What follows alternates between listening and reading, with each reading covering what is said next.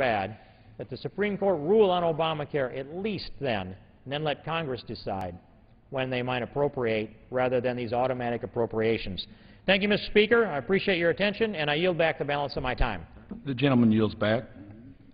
Under the Speaker's announced policy of January 5th, 2011, the Chair recognizes the gentleman from Texas, Mr. Gohmert, for 30 minutes. Thank you, Mr. Speaker, and I certainly do appreciate the recommendations of my friend from Iowa, and I certainly agree we should be passing a bill that would require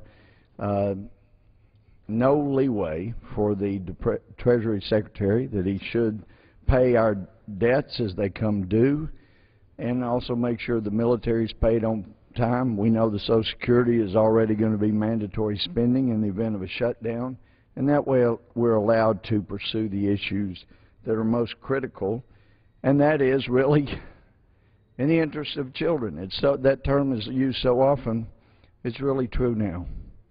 We got to cut the ridiculous, irresponsible spending to preserve this union. But there are two problems out there that are seeking to destroy this country. One is passively to destroy this country, and that is our gross irresponsible overspending. $2.1 trillion coming in and $3.75 trillion going out. We won't last much longer as a country if that continues. And the other is not passive, it's very active, and our great military and intelligence communities did a fantastic job apparently in taking out the most wanted man last weekend in the world, man responsible for possibly more murders than anyone currently in existence on the planet. But certainly he had killed more Americans than anyone else alive on the planet today. And that was, of course, Osama bin Laden. But there's been a great rewriting of history. And since we know it's been made very clear that there are radical Islamist jihadists that want to destroy our country, it is ridiculous not to defend ourselves. We took an oath to defend the Constitution. We are supposed to provide for the common defense. It's the most important responsibility that we as a federal government have. Because if we do not provide for a common defense, then it matters not what we try to do in the way of Medicare, Medicaid, all kinds of problems that occur in the U.S. If we don't defend ourselves, there are plenty of evil groups who would love to destroy our way of life. Some, in the case of the radical Islamic jihadists, believe that as much freedom as we have in America leads to decadence and debauchery, and that we need one leader, one religious leader, a Mahdi, to preside over one giant worldwide caliphate. And so for those of us who realize on both sides of the aisle we make a lot of mistakes, people across the country make a lot of mistakes, no one at the current time on earth is perfect, we realize still that freedom to make our own choices is what the founders intended, and that's because they believed that the Creator, as they referenced in the Declaration, God, referenced in other places, Providence in other places, they believed that that was God's choice for our life, that we have choice. And even though God knew that we would make bad choices, when people can freely love of their own volition, their own choice, as a father, I know that means so much more than if you demand that a child or someone in your care act like they love you. So thank God He desires our love and our praise, and as a result we were given freedom of choice. You don't have to look too deeply into founding documents and diaries and journals to realize just how much the founders, Continental Congress members, believed that. So it gets interesting when people try to rewrite history, and especially in the process of failing to properly provide for the common defense. We had the Attorney General of the United States before the Judiciary Committee this week, and of concern to me and many others has been the refusal of this Justice Department to prosecute the unindicted co-conspirators in the Holy Land Foundation trial. The evidence used in that case had been adduced from back in 1991, 93. There was a treasure trove of material found in, I believe, 2004, here just across in Virginia. And it was a sub-basement that had tremendous amounts of documents reflecting the plans and intentions and strategy for the effort to bring down the government as we know it, our way of life as we know it, and that was by radical Muslims. I'm also thankful that there are a majority of Muslims who are moderates. They don't believe jihad means go about destroying those who oppose what you're doing. They believe jihad means an internal change of life. And when someone has a moderate Muslim for a friend, he has a friend for life, and it kind of reminds me of Southern hospitality. But nonetheless, we do our moderate Muslim friends no favors in failing to oppose the radical Islamic jihadists, because make no mistake, if we do not defend this nation against the radical Islamic jihadists, then some of the people that would lose their lives, at a minimum lose their freedoms, would be moderate Muslims, because they're not, being a moderate is not abided in the world of a radical Muslim. If you don't believe just as they do, then it is okay to take your life. So that's why I say we're no friend to our moderate Muslim friends if we do not defend this nation against the radicals, because our moderate Muslim friends will be targeted if we do not do our job in defending the nation. Which brings me back again to the Holy Land Foundation trial.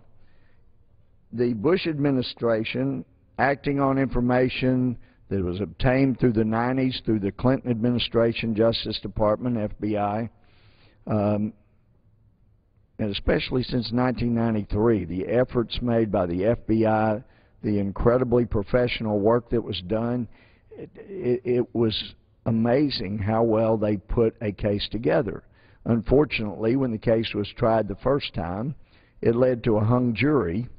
But in the pleadings, and I have the documents here, many, not all of them, there are boxes and boxes of documents, and I understand even now, under Attorney General Holder, the Justice Department has boxes and boxes of evidence,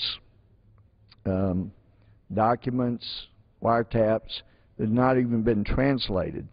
You would think that that would be fairly important before a decision was made on whether or not to pursue the unindicted co-conspirators. Now, in this case, it's not always the case, but in this case, the unindicted co-conspirators were actually listed. And if one goes through the list of unindicted co-conspirators, you find groups like the Islamic Society of North America, a.k.a. ISNA. You find the North American Islamic Trust, a.k.a. NAIT. It is amazing. You find founders of CAIR, C-A-I-R. And so it was intriguing that after having 5 convictions on all 108 allegations in the Holy Land Foundation trial that went on in Dallas, that this Justice Department would ultimately decide we're not going to pursue any of those other co-conspirators or joint venturers who the evidence shows clearly provided financing for a known terrorist group, Hamas. The documentation is substantial. And this is only a tiny thimbleful of the evidence that was in the case. But when I look here, Islamic Society of North America, some of the evidence that came out, we have journal voucher after journal voucher showing the money that was taken out and used to ultimately assist in terrorism or to fund a terrorist group. You see all these journal entries. There are deposit slips in here making clear all kinds of things were transferred in the way of money. All kinds of amounts were transferred to assist in the funding of terrorism. And in fact, at the conclusion of the first part of the case with the 5 defendants, some of the unindicted co-conspirators filed a motion to require the federal district judge in Dallas to strike or eliminate all of the names of the unindicted co-conspirators, or at least their own, and an assistant U.S. attorney in Dallas named James Jacks did a very good job in rebutting that and laying out in his brief before the federal district court how there was significant, tremendous amounts of evidence that showed that the unindicted co-conspirators' names should not be stricken from the record. And the judge, in his memo order on the case, came back and said, basically, there is a prima facie case. And in fact, the judge said here, this is in his memo decision, that, and this is Judge Solis, the federal judge in Dallas, he says, the government has produced ample evidence to establish the associations of CAIR, C-A-I-R, ISNA, the Islamic Society of North America, and NAIT, the North American Islamic, well, I have it here, what the T stands for, with HLF, the Islamic Association for Palestine, and with Hamas. While the court recognizes that evidence produced by the government largely predates the HLF designation date, the evidence nonetheless is nonetheless sufficient to show the association of these entities with HLF, IAP, and Hamas, and being conjunctive together and not disjunctive. And the judge goes on to say, thus maintaining the names of the entities on the list is appropriate in light of the evidence proffered by the government. He goes further in his opinion and says, the explanatory memorandum includes a section entitled Understanding the Role of the Muslim Brother in North America, which states that the work of the Ikhwan in the United States is, quote, a kind of grand jihad in eliminating and destroying the Western civilization from within and sabotaging its miserable house by their hands and the hands of the believers, so that it is eliminated and God's religion is made victorious over all other religions, unquote. Also contained in that document is a list of the Muslim Brotherhood's, quote, organizations and the organizations of our friends, unquote, which includes ISNA, NAIT, the Occupied Land Fund, which was HLF's former name, and the United Association for Studies and Research. During the early years of OLF and HLF operation, OLF raised money and supported Hamas through a bank account that it held with ISNA and NAIT. Indeed, OLF operated from within ISNA in Plainfield, Indiana, where Defendant Baker was employed. The Muslim Brotherhood supervised the creation of the, quote, Palestine Committee, unquote, which was put in charge of other organizations such as HLF, IAP, UASR, and ISNA.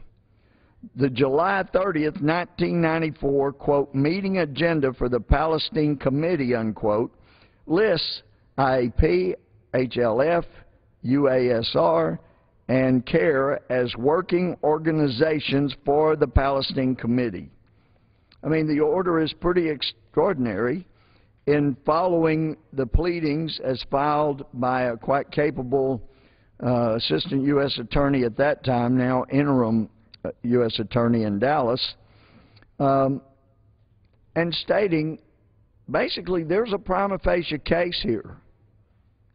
And in fact, this has come to the attention of a number of us, not in an insignificant part to do with Patrick Poole and his research, Andrew McCarthy and his research, and others individuals who have been prosecutors, people who are familiar with the system, how the system works, and Pete King himself has a very pointed letter that was sent to the Attorney General asking for answers, and yet he really didn't get much of an answer.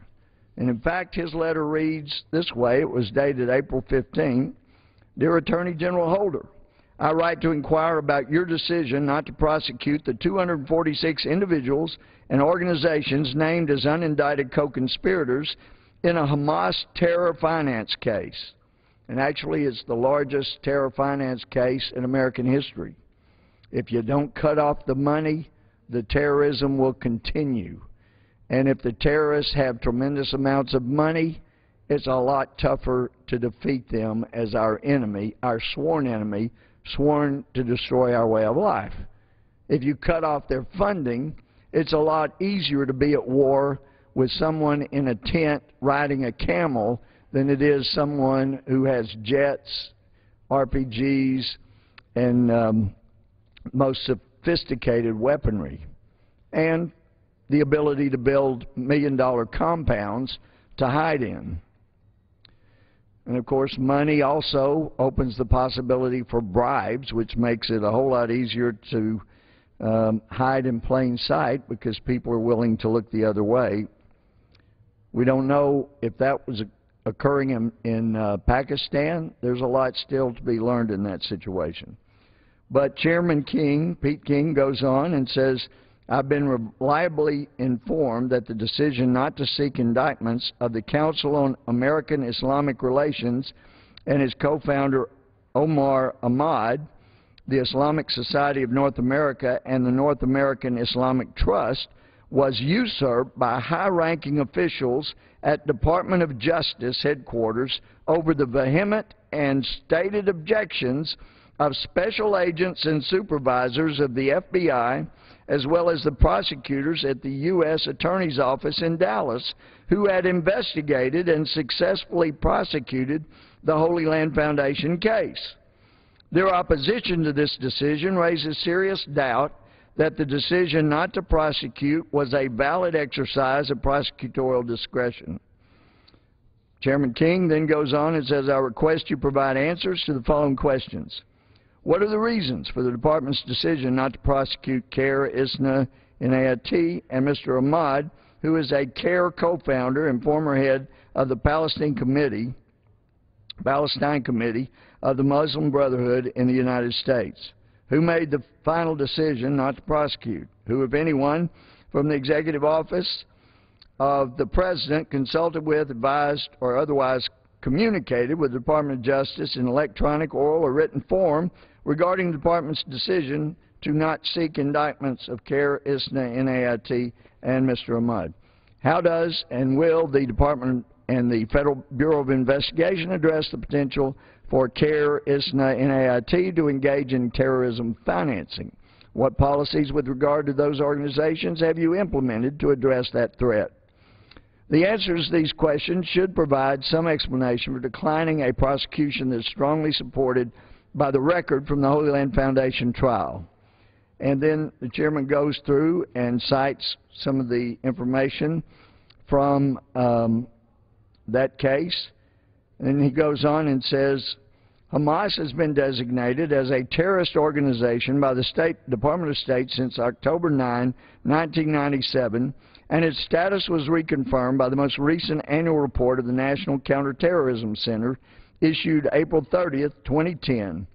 Hamas shamefully conducts cowardly suicide bombings against civilian targets inside Israel.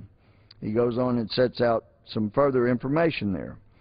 Now, it also should be noted that Chairman Lamar Smith, at the request, when it was brought to the attention by some of us on the committee, also sent a letter to the Attorney General requesting information about these very same things.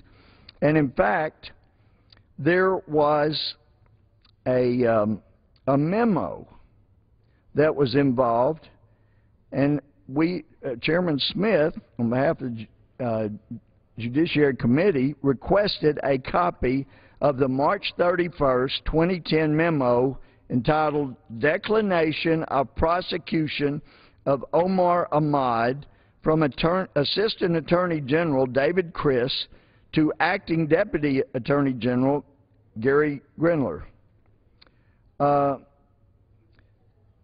I understand it, Chairman King got a response, very unsatisfactory. Basically, they're not telling him anything, and if they follow that tradition, Chairman Smith's not likely to get much of an answer.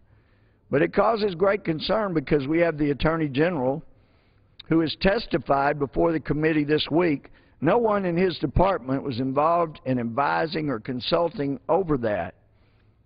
Yet we have information about a memo which may contradict the Attorney General directly, and if that's the case, he would have given false information before a committee, not once but a number of times during his testimony before the House Judiciary Committee. And I hope and pray that's not true. But there's one way to find out.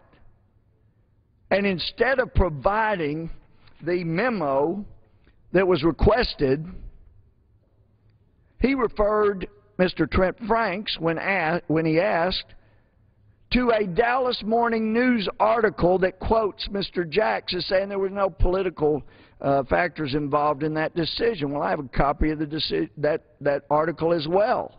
And I also have a copy of Mr. Jacks' pleadings where he did a very nice job of setting out that there was a strong case, in essence a prima facie case, against these people who were wanting to have their names eliminated as co-conspirators in the pleading. And he also filed a pleading with the Fifth Circuit Court of Appeals.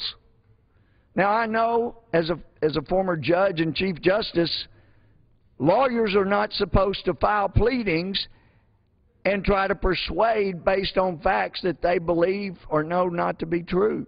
It's called fraud upon the court, and there's punitive action that lies in that case. But the information that U.S. Attorney Jacks provided to the District Court and to the Fifth Circuit Court of Appeals appears to be very authentic and very well done. Obviously a very capable lawyer. There are no punitive actions that can be taken for misleading a newspaper.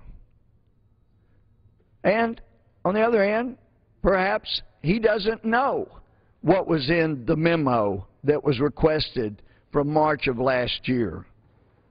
But we're now getting into some very serious grounds when the Attorney General of the United States will not be forthcoming, changes his answers a number of times about who consulted or didn't consult, who's in his department, who's not in his department, who participated. And so we've got a lot of explaining to get to. And I hope they're legitimate explanations. But one thing is very clear, Mr. Speaker, and that is when the Attorney General is holding evidence that will answer the questions that were asked and prove if anyone's lying and who is lying and when they lied, it is not at all comforting to say we're not giving you evidence that might contradict something that's been said by the Justice Department, but we will refer you to a newspaper article that an interim U.S. attorney gave who serves at the will of the United States President. So then, again, as a former judge, you end up looking for evidence which may support or not.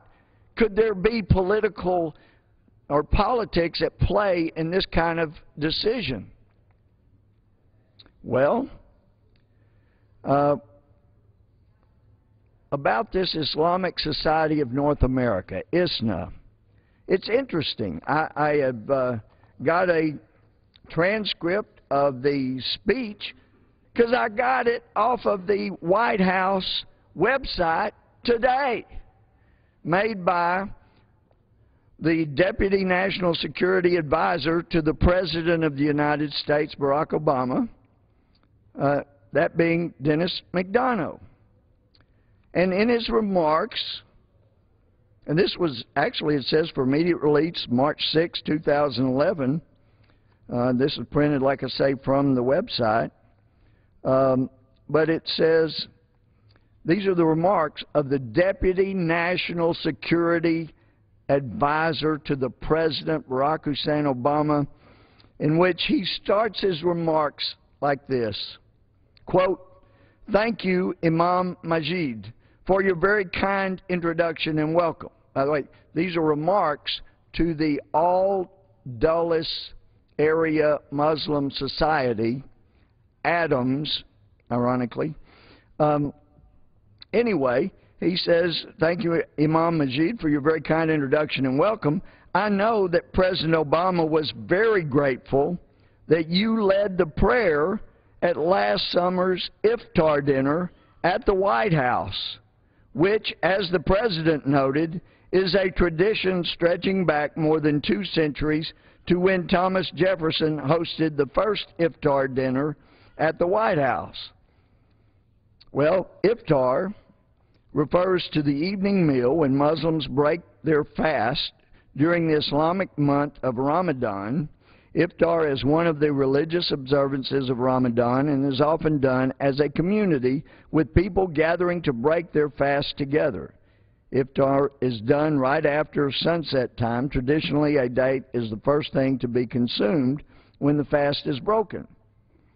But if you look at the true history of the country, Thomas Jefferson did invite a leader from Tunis to break bread with him at the White House, and it was at the conclusion of Ramadan. But there's no evidence to indicate whatsoever that this was a traditional iftar dinner. But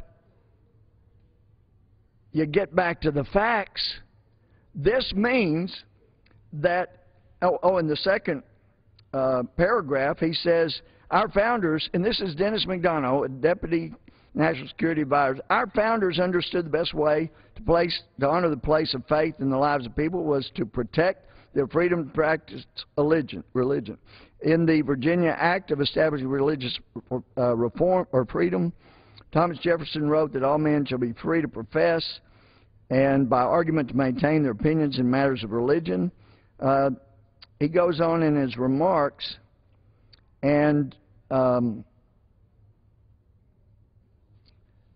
he says, this is Dennis McDonough, "Thank you also for being one of our nation's leading voices for the values that make America so strong, especially religious freedom and tolerance. And parenthetically, I'm not sure if tolerance includes funding terrorist activities against Israel in the United States, but that's a parenthetical question on my part. Back to Mr. McDonough. He says, whether it's here at the Adams Center or as President of the Islamic Society of North America, you've spoken with passion and eloquence not only about your own Islamic faith, but for the need to build bridges of understanding and trust between faiths. This is incredible. The Deputy National Security Advisor is thanking the President of a co-conspirator, named at least as a co-conspirator joint venturer in the Holy Land Foundation trial, as not merely introducing him at this proceeding, but also being a confidant who led the White House in prayer in their iftar proceeding in the White House. The President of a conspirator to fund terrorist activities is leading Muslim prayers in the White House. The gentleman's time has expired. Thank you, Mr. Speaker. I realize my time has expired, and I just know we need to work hard so that this country's time will not expire. I yield back. The gentleman yields back.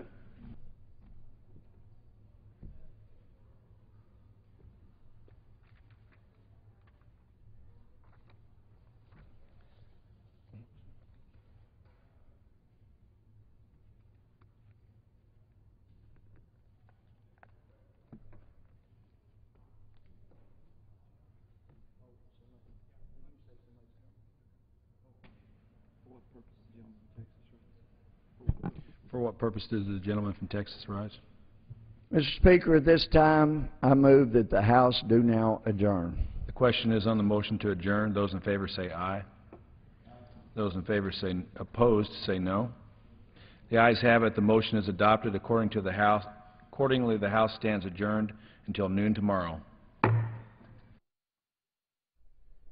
The House today taking up the first of two bills dealing with leases for offshore drilling.